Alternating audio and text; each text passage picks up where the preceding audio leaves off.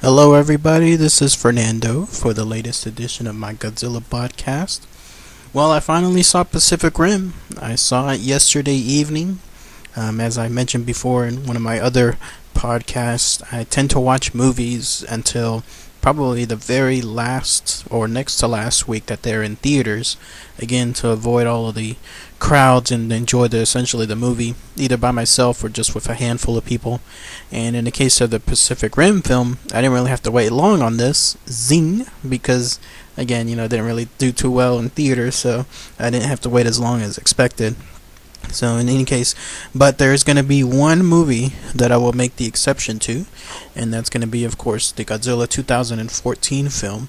I'll be there opening day, fans, so rest assured that when that movie comes out, you will get my review upon opening day. So anyways, back to Pacific Rim. Now, this was a movie that I actually went into with a clean slate. As much as I had talked about it before, I didn't really keep much in terms of like the storyline, who's going to be in it, what kind of monsters are going to be there, what kind of action takes place.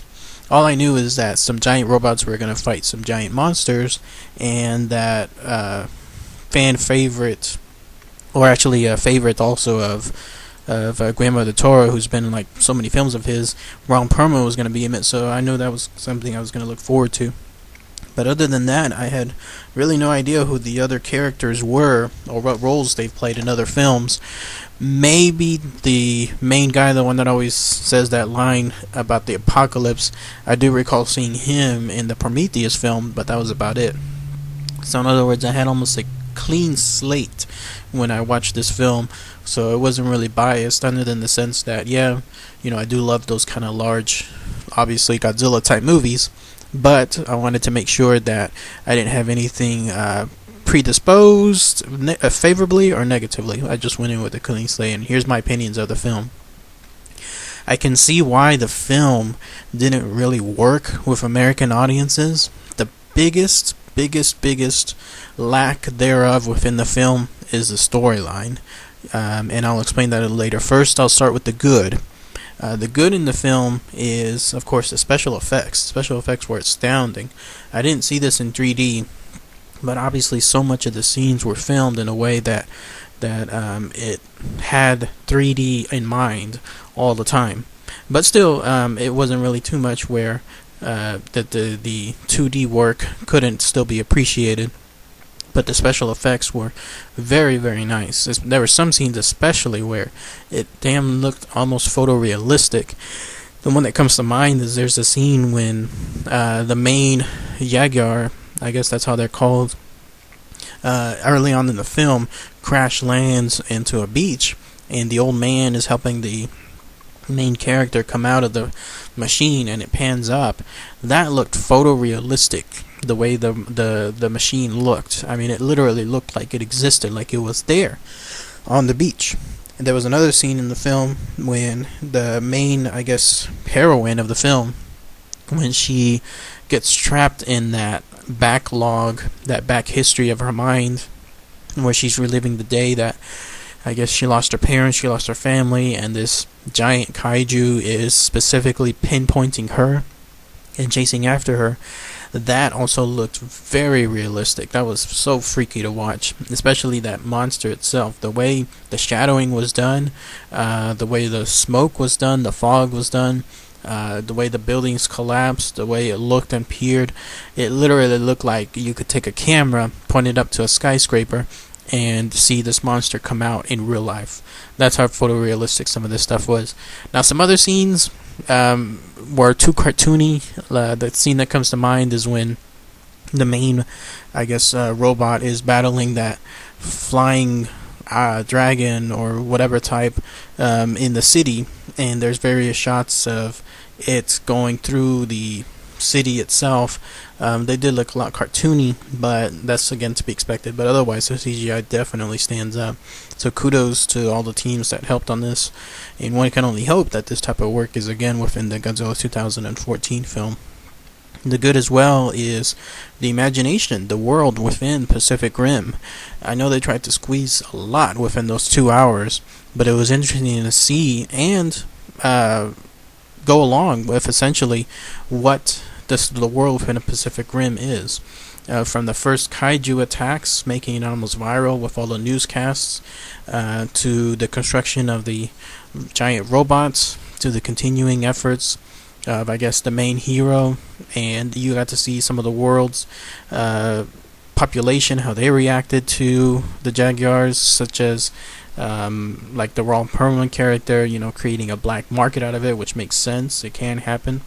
And then with some of the other blue-collar workers essentially building an effort to create that giant wall, which again can work, because it reminds me of the tales that I've read during World War II, where when World War II was happening, essentially all of America banded together, and all departments, every single department within America, both private, business, and government, all were directed to essentially make stuff for the war effort, and it makes sense here. So that was beautifully done. So good job on that. The universe was clearly presented in a very convincing way, and there's absolutely room for further stuff to happen within this world, because it barely touched upon the world of the kaijus themselves, the other dimension on there, which no doubt will be explored within any of the future sequels if they get done. Now here's where the bad occurs.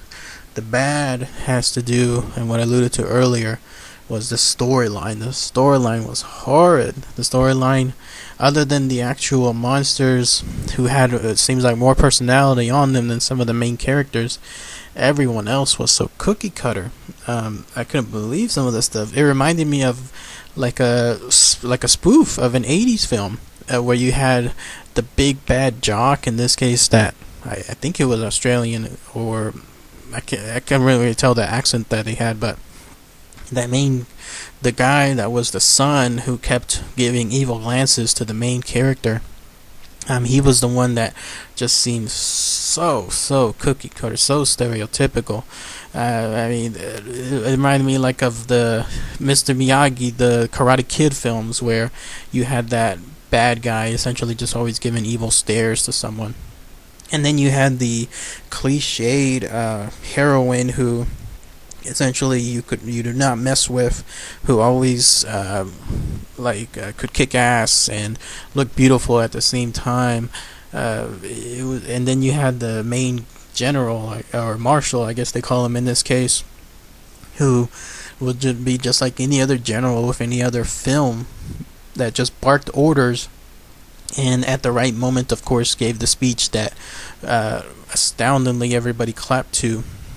And then, of course, you had the main character who could do no wrong, even when he did wrong, because it was the fault that I felt the movie had, was that the characters were so basic. You have to have some complexity within these characters. You have to make sure that the audiences root for them. And in a film like this, I imagine that it didn't connect with any of the other American audiences, was because there's nobody to connect to. Again, I mentioned this before, the monsters had more personality, it seems, than some of these characters on there. The only people that seemed to have any interest, and they were a wonder to have on screen, was the Ron Perlman character, who the minute he showed up, I mean, he brought life into that film, into that role, even though it was essentially a cameo that I wish some of the other characters had as well. I mean, it begged to have him on for more minutes than what he had. I wish I could see more of his world and what he did and what he's done within the movie, because his character seemed far more interesting than anything else. And also, same goes for those two nerds, the ones who essentially saved the day by going through the portal, or going through the dimension, and finding out what happened and how to cut off, I guess, that breach.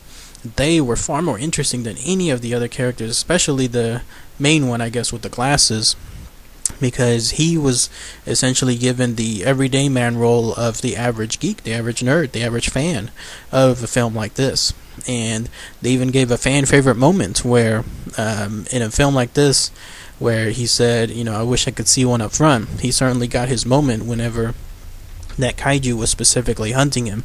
That's the kind of fan favorite stuff that I loved in a film like this, and I wish we had more of this character along with him and along with the Ron Perlman character. But again, the biggest lapse of this movie is the storyline, the characters. There's nothing really to hinge on. I'm surprised that there's. I'll give you an example. Why in the world would there be, throughout all of this, that speech, that very short one, where it was alluded to that the world is ending in essentially 4 days or so?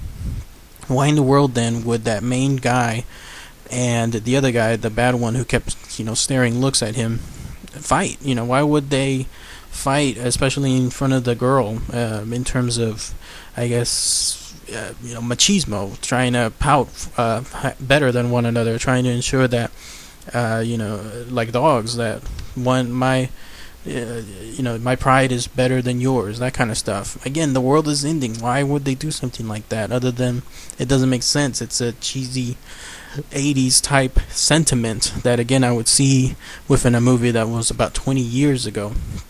And another situation is with the main character. He's pouting and he goes off. He's someone that is essentially there to make the right decisions, but can't really go forward with it. It was frustrating. I couldn't really understand that main character, why he ran off in the first place, and then why he decided to come back. It was something that I guess could be explored in, like, say, future comic books, future novels, but it seemed like it was crammed too quickly and too fast, and it made the character fake. 1 minute he's inside a monster, sure, his brother is dead. Next minute he's off running away and doing some manual labor construction work, and then the next minute he's back. I know it takes place 5 years later within the context of the film, but it was too forced. That's a good word. I like that word, actually. Everything seemed too forced when it came to these characters. The main character, of course, deciding to come back.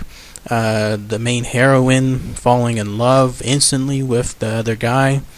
The battles, I guess, between the marshal and whatever those mysterious people were that were shutting down his program. Everything was just too forced, and I wish that this film just took the time to develop more on characters, more on the storyline, make it so that you actually root for the people. And that's what I feel was the biggest loss within this film. So anyways, I'm a little disappointed in the film. It did have its moments, but I can definitely see again why American audiences didn't exactly click with this. If there's a chance that there's a sequel, at least we got everything out of the way in terms of setting up the storyline and setting up the universe. Now the sequel can just grow with the characters themselves, and I can see actually why Gareth Edwards is focusing so much so on the storyline and on the characters, and why the Godzilla film went through 4 writers and potentially a 5th if you count, in this case, Frank Darabont. And it's because everything involving this film, it's important that the audience sticks, so that whenever the battles are not on screen, it's just as riveting as when the battles are. And no better way to express this than when in the middle of the film, the whole focus suddenly shifts to, I guess, the Alaska area where those giant robots are being built and being handled, and for like 20 minutes to 30 minutes it was just human interaction, and it was boring. Now, I didn't care about them. I imagine most American audiences didn't care about them, and that was the loss felt all throughout essentially the film. So anyways, those are my thoughts on the film.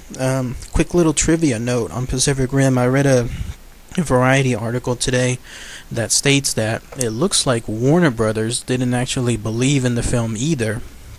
Early on, getting late into the game before the release of the film, apparently only 25% of the actual marketing budget was used for the film. That kind of explains how, one of my other podcasts I was critiquing and saying, why didn't we see this and why didn't we see that in terms of commercials and advertising, making an event. Well, it seems like Warner Brothers was getting early word from screenings that audiences, again, weren't exactly clicking with the film, so they halted advertising on it and only spent 25%, leaving 75% undone. So anyways, post your comments, post your thoughts below. As always, thank you for watching my videos, everybody. Take care.